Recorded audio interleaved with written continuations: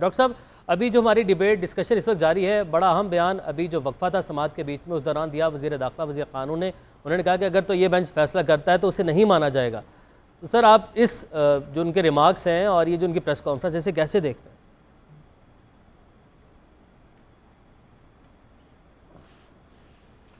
دیکھیں جی، سب سے پہلے تو السلام علیکم آپ کو بھی اور جتنے پینل میں احباب موجود ہیں. زبان اٹھے تھے اور انہوں نے کہا تھا کہ ہم 5:30 بجے ایک فیصلہ سنائیں گے. تو یہ کچھ عجب سا لگا تھا معاملہ، اور غالباً ایک تاثر یہ گیا تھا کہ جی وہ عدالت اس پہ انہوں نے کہا تھا مشاورت کریں گے اس پہ. لیکن ان دا مین ٹائم 2-3 واقعات ایسے ہوئے آج صبح سے، اور بلکہ وہ کل شام سے شروع ہو گئے تھے، لیکن آج صبح اس میں مزید جو ہے وہ تیزی آ گئی. اور میرا خیال ہے کہ یہ حکومت اور جو پی ڈی ایم کی قیادت ہے ان کی طرف سے ایک بڑا بلنڈر ہوا. اور بلنڈر یہ ہوا کہ انہوں نے ایک تو بہت ساری اپلیکیشنز آ گئیں، اور دوسری بات انہوں نے یہ کی کہ انہوں نے عدالت کو ہٹ کیا براہ راست، پریشر بلڈ کرنے کی کوشش کی، اور ساتھ ہی تھوڑی دیر پہلے یہ کہا کہ جی ہم بائیک آؤٹ کر دیں گے. اچھا، اب وہ یہ کہہ رہے ہیں کہ جی ہم بائیک آؤٹ نہیں، ہم اپنے جو جن لوگ یعنی ان کے وکلا یہ کہہ رہے ہیں، عرفان قادر صاحب بھی اور باقی لوگ بھی، کہ ہم ابھی مشاورت کریں گے اور پھر آپ کو بتائیں گے کہ ہم نے بائیک آؤٹ کرنا ہے یا نہیں. اعظم نذیر، تارڑ صاحب بھی اور باقی لوگ بھی. دیکھیں بات یہ ساری کہ یہ جو ایک تاثر بن گیا کہ جی پریشر ڈال کے، پریشرائز کر کے عدالتوں کو، اداروں کو اپنی مرضی کا فیصلہ لیا جا سکتا ہے، تو میرا خیال ہے یہ بات باؤنس بیک کر گئی. اور اگر یہ پریس کانفرنس نہ ہوتی، اگر یہ پریشر، ان کا خیال یہ تھا سب کا کہ شاید یہ پریشر بلڈ کریں گے تو فیصلہ آ جائے گا. یہ پریشر بلڈ کر کے اگر فیصلہ آنا بھی ہوتا، جج صاحبان فرض کریں یہ سوچ رہے ہوتے ہیں کہ ہم لارجر بینچ بنا دیں یا ہم فل کورٹ بنا لیں، لیکن ٹھیک ہے ہو سکتا تھا. لیکن جو پریشر بلڈ کرنے کی کوشش کی، دیکھیں یہاں پہ لوگوں کو یاد ہوگا کہ جب بھٹو صاحب کو بھی پھانسی ہوئی تھی تو بھٹو صاحب کی پھانسی کا جو فیصلہ تھا اس فیصلے پر بھی ایک ڈیبیٹ چلی تھی، اگر آپ احباب کو یاد ہو. اور جو مطلب ایک ڈیبیٹ اس کے بعد چلی تھی کہ فیصلہ غلط ہے، لیکن کیا یحییٰ بختیار صاحب نے اس کو سیاسی رنگ دے کے غلطی کی، اس کو پولیٹیسائز کر کے غلطی کی، اور اس کو قانونی طور پہ صحیح لڑا یا نہیں لڑا. یہ ایک ڈیبیٹ اٹھی تھی، میرا خیال ہے سعید قاضی صاحب کو بھی یاد ہوگا اور عارف بھٹی اور طارق ملک صاحب کو بھی یاد ہوگا. ایک بحث اٹھی تھی اس وقت کہ شاید یحییٰ بختیار صاحب نے صحیح طرح سے قانونی دلائل نہیں دیے بلکہ سیاسی بنانے کی کوشش کی، اور وہ باؤنس بیک ہو گیا. فیصلہ تو ہوتا ہے کہ ضیاء الحق صاحب نے جو کرنا تھا وہ کیا، لیکن اس کو قانونی انداز میں اگر لیا جاتا، اس کو سیاسی انداز میں لے لیا گیا، مسلسل سیاسی انداز میں.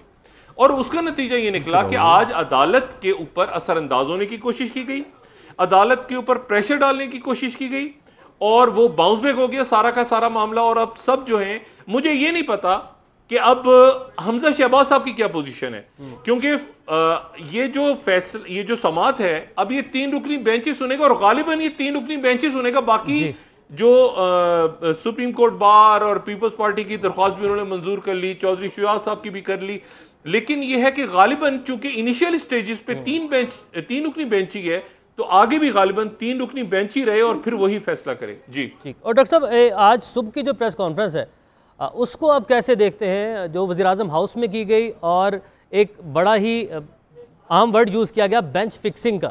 مریم نواز صاحبہ نے کہا کہ میچ فکسنگ کی طرح بینچ فکسنگ بھی ایک جرم ہے. تو یہ کسی طریقے سے یہ لفظ مشکل پیدا کر سکتا ہے مریم نواز صاحبہ کے لیے مستقبل میں؟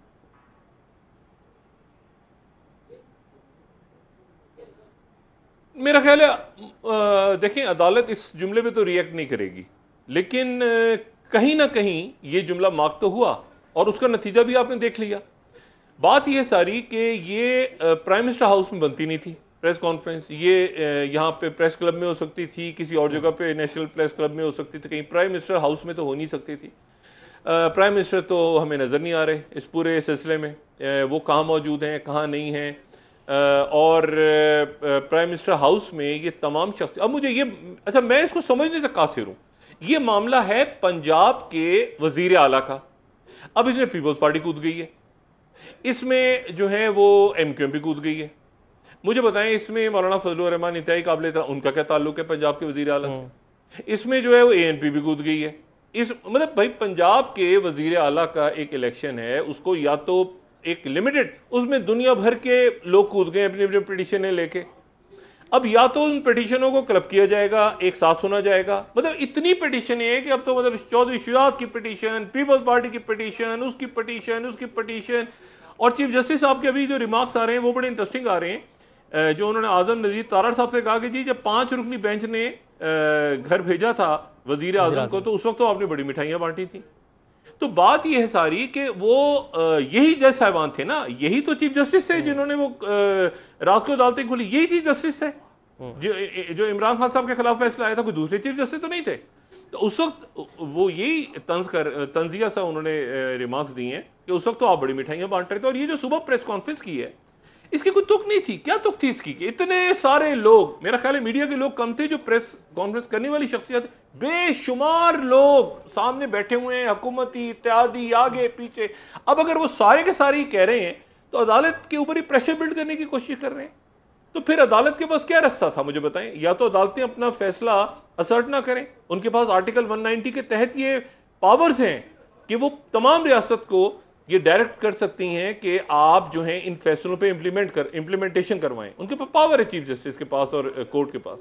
تو یہ سارے بیٹھ کے اور پھر اس کے بعد جو ہے وہ مطلب ہے کہ وہاں پر عدالت میں بھی بدتمیزی کرنے کی کوشش کی ایک وکیل صاحب نے, اور اس کے بعد جو ہے وہ ان کو بھی اگنور کیا جو جج صاحبان تھے.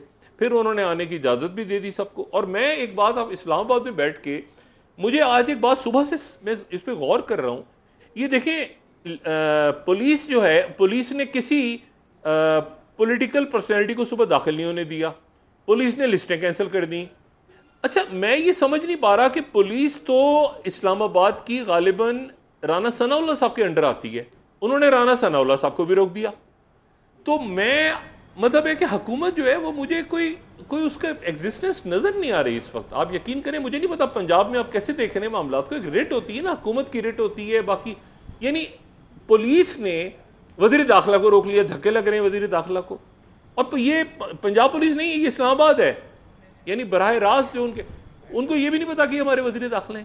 مطلب اس طرح سے آج ریاستی اداروں نے اپنے آپ کو اسرٹ کیا ہے, ریاست نے اپنی پاور دکھائی ہے کہ اس کے بعد مجھے نہیں پتا کہ یہ شخصیت. اب وہ عرفان قادر صاحب کہہ رہے ہیں ہمیں مزید وقت دیا جائے. پہلے وہ کہہ چکے ہیں بائیک آؤٹ کریں گے, ابھی تو قائم, تو تھوڑی دیر پہلے بائیک آؤٹ کریں گے. بائیک آؤٹ کریں گے تو اچھا اہم بات یہ ہے کہ میں ابھی چونکہ ظاہر ہے کہ شام ہو گئی تو غالباً یہ سماعت وغیرہ ملتوی ہو جائے. آلدو یہ کہ چیف جسٹس صاحب نے کہا کہ ہم 24 گھنٹے عدالتیں کھولی ہیں, لیکن مجھے یہ نہیں پتا کہ ان کی کیا پوزیشن ہے. وہ ابھی تک ٹرسٹی وزیر اعلیٰ ہیں پنجاب کے, یا ان کے اوپر کیا بنا, معاملہ فل کورٹ پہ چلا گیا, ابھی وہ ان کی وہی پوزیشننگ رہے گی, آگے جا کے ان کی فیور میں جائے گا نہیں جائے گا. انہوں نے کابینہ کا اجلاس ایک اوتھ ٹیکنگ کر لی ہے, ان کی کیا پوزیشننگ ہے. تو آج کا تمام روز جو ہے وہ تو یہ فل کورٹ کے چکر میں رہ گیا, اور یہاں پر میرے خیال سے ڈیبیکل ہوا ہے. بہت بڑی غلطی کی ہے انہوں نے اس کو سیاسی رنگ دے کے, اور یہ کوشش کر کے کہ دباؤ ڈالیں گے. یہ کوشش ان کو نہیں کرنی چاہیے تھی, اور فیصلہ ان کے خلاف آیا, درخواست مسترد ہو گئی. اب مجھے بتائیں کیا کریں گے؟ اب وہ تو ان کو اٹینڈ کرنا پڑے گا, نہیں کریں گے تو یک طرفہ فیصلہ آ جائے گا. جی ٹھیک ہے. اچھا ڈاکٹر صاحب بنیادی طور پہ آپ کو لگ کیا رہا ہے؟ صابر شاکر صاحب تو بھی فرما رہے تھے کہ یہ لنگر آن کرنے کے لیے ہے. کتنا لنگر آن کیا جا سکتا ہے؟ یہ مطالبہ بنیادی طور پہ کیا کیوں جا رہا ہے؟ آخر ہے کیا نون لیگ کے ذہن میں کہ نہیں جی فل کورٹ بنے گا تو ہی ہم جو ہے وہ اس فیصلے کو قبول کریں گے؟ فل کورٹ سے کیا حاصل کرنا چاہتی ہے آخر؟